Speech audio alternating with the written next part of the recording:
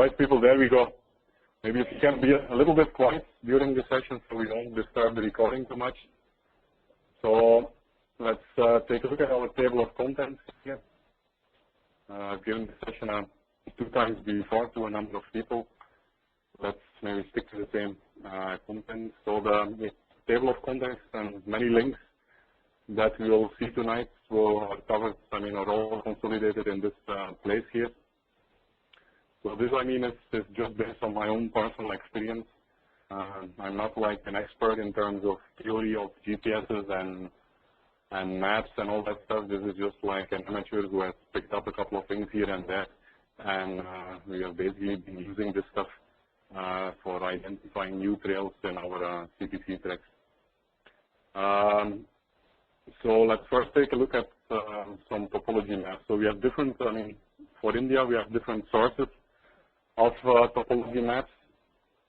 So again, if the people who are dialed in have some trouble hearing or seeing anything, please feel free to interrupt. If there are general questions, hold on for 30 minutes. We'll have a Q&A session on the end. Okay, so let's take a look at, the most commonly used thing is Google Maps. So if you go to maps.google.com, so then you get this view. By default, actually, you will get the map view. Map view, which is like, shows you the road map. You can do routing here. You can find villages, cities, and all that stuff. So this is all nice, but it's completely useless, as we typically go to like very remote areas with a tracking club, like say here. And here is our good old Nagalapuram. We have Nagari here. We have this Venkateswara National Reserve Forest. So obviously there are no roads in those remote areas. So we will not typically be using a maps view. We'll be using the other 2 views. We've got a satellite view, which basically gives you photos taken from the satellite at various levels of detail. The level of detail depends on the area. Some areas you will have like very high detail that you can even see individual big rocks on the ground, bushes and so, which of course is kind of nice to have some reference points. For some other areas, the resolution is pretty bad, so you won't be able to, it won't be able to be that useful, the satellite view. So we'll have a practical session where we'll be using both satellite as well as the terrain view to kind of identify some new trail, identify the access roads to a trail. So in this, initially I'm gonna, play a little around with the terrain view. Terrain view is a very beautiful thing. It's also a view which is created through satellites, using some kind of sensing technology that will show, the elevation, basically, the differences in altitude of the terrain. So if you zoom out a little bit and look at the entire South India, you'll see the major mountain ranges here. You'll see the whole Western Ghats on the left side of India. Around Salem, most of you know the Poli Hills here, down here. You will have this Shivaroy Hills, where we had our biking trip a couple of weeks ago. Erkat Hill Station is located in this. Here you will have the Yelagiri Hills. If you zoom in a little bit more, here this small patch is at Yelagiri. Here you have the, Nara, what's the name again? The Javadi Hills, which is like a huge hill range. We have been going 4 times to this range. And then here, if you look at close to Chennai, closest place to go around 3 hours north is this place, which is basically Nagalapuram.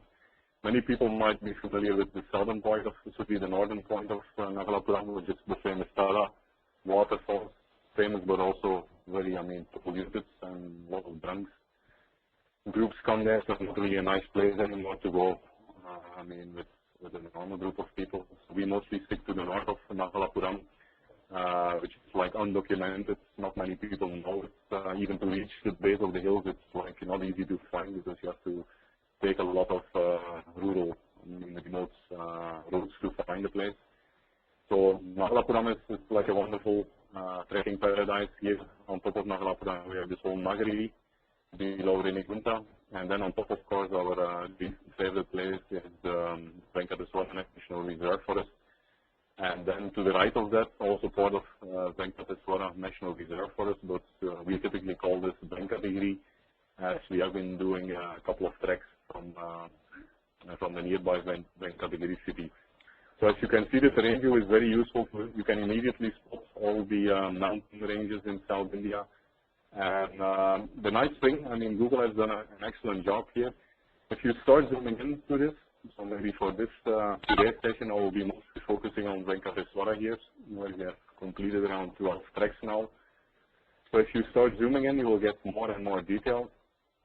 So for example, at this mid-level zoom level, so here you can already see some kind of three-dimensional form, right? You can clearly see these kind of cuts. These cuts are basically, I mean, I've been looking at it for days and weeks and months, so I might be seeing more things than you guys see.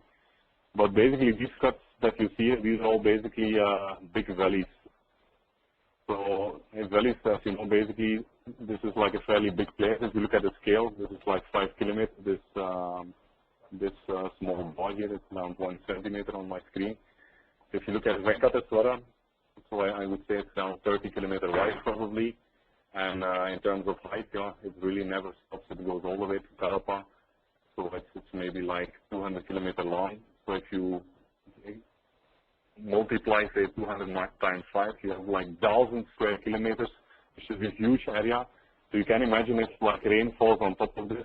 All these hills are pretty rocky. I mean, this is all solid rock. It's not like the Western Ghats where you have a lot of, I mean, mud and forest, and so this is fairly plain. It's all very rocky with a thin layer of I mean, soil on top. So whatever, I mean, rainfall that falls on top of these hills, basically all needs to cannot go in the ground. It all has to be drained out to these major valleys. So you can imagine that after the monsoon and so, and whenever there is some heavy rains, that the water in these very few valleys that you can see here, the water in these streams is quite significant. And that's also proven by the fact that we have been trekking a lot in this place, even in the summer months. Even in the summer months, you get a nice amount of running water, which, as we'll see, is very important to do multi-day treks. So let's zoom a little bit in more. So Google has done a wonderful thing in the sense if you start zooming in more and more, and the three higher level of details, you will see something appearing. You will see these lines appearing. These lines are basically called topo lines. So again, some of